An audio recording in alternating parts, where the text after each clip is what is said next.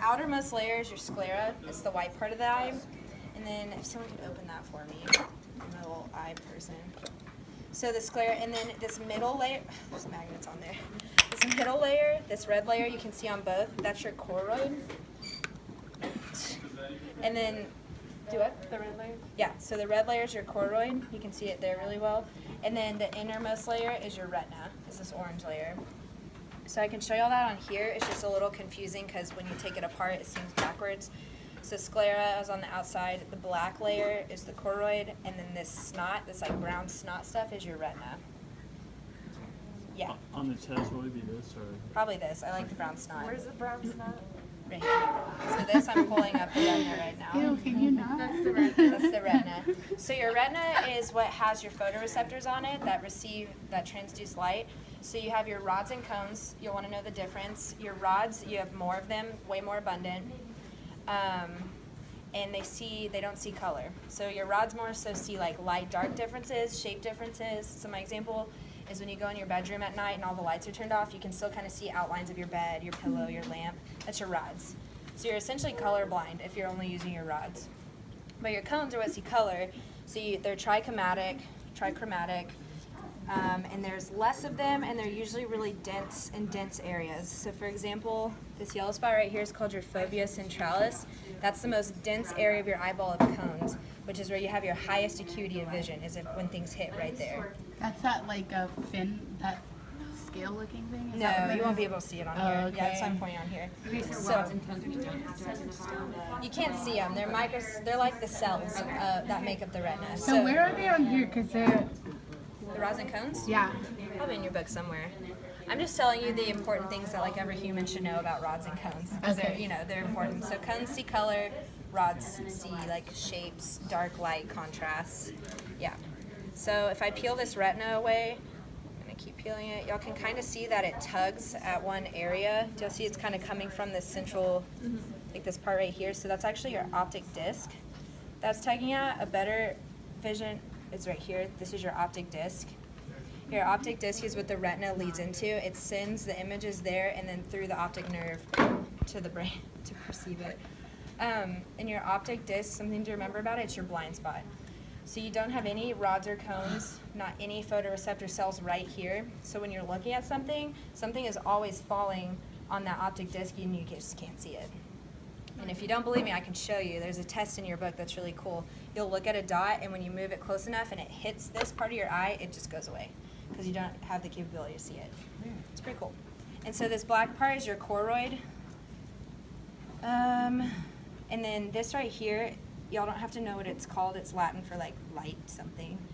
But it's what reflects light back at you. So when you see an animal like a deer in a headlight and the light shines back at you, that's because the light hits this shiny part and bounces back to you. But humans don't have that ability, obviously. If you shine a light in my eye, it wouldn't reflect back. It's gonna hurt. So the black part's your choroid, then you had your retina on top of it.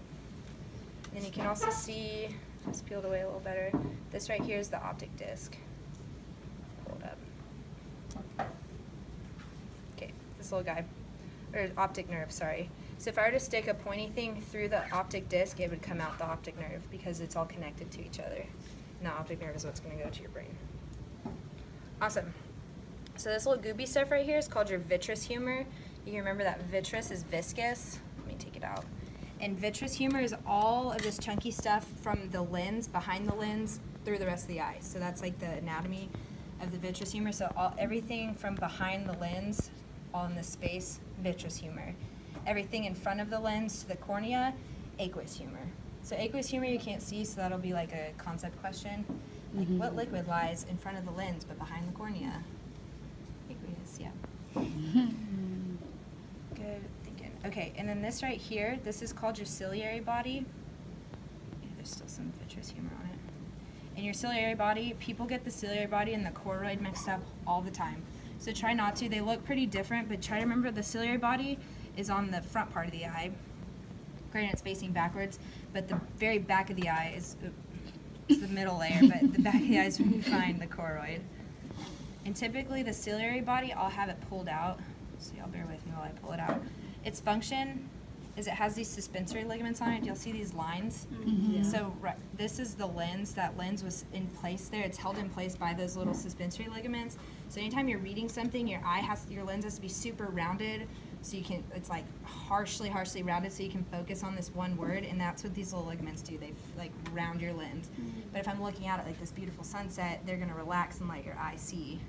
And the more black landscape. things kind of look like cilia in like a way. They do. That's how people remember So it. that's the front, and then the choroid's the back. Correct. Okay.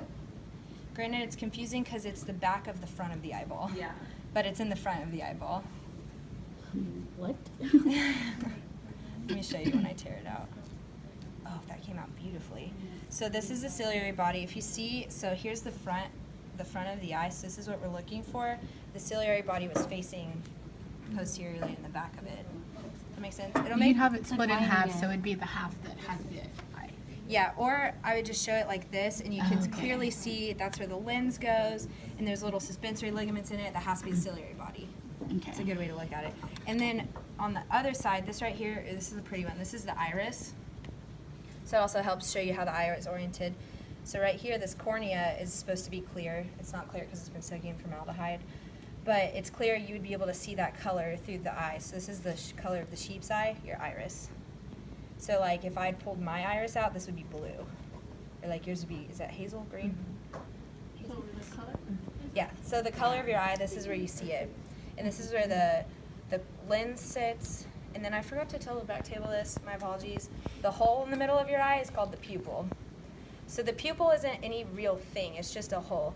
So for example, when we all look at each other's pupils that we think is that black circle, you're just staring at the back of my eye. You're just staring through to my choroid. Weird, right? Yeah, so the pupil's just a hole. I know. I can see your brain. So if I had it like this, I said like ID the structure that this pen is through, it's through the pupil because it's through the hole of the eye. See it okay back there? Yeah, please be quiet. So when you say the eye is Verbatim. Pupil. you look into their soul, like you're really You're just- looking into. You're just looking at the back You're really of their looking eye. into the It's dark really into soul. the darkness of their eye. It's kind of morbid. And then don't forget this is the cornea. Cornea. Yes. I feel like I missed The a layer few. over, I guess. Yeah, so it's, yeah.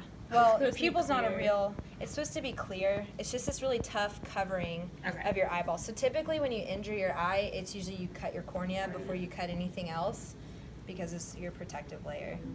And the outside part, the white part, that is what's that? The sclera. Sclera. Yeah, so the whites of your eye is the sclera.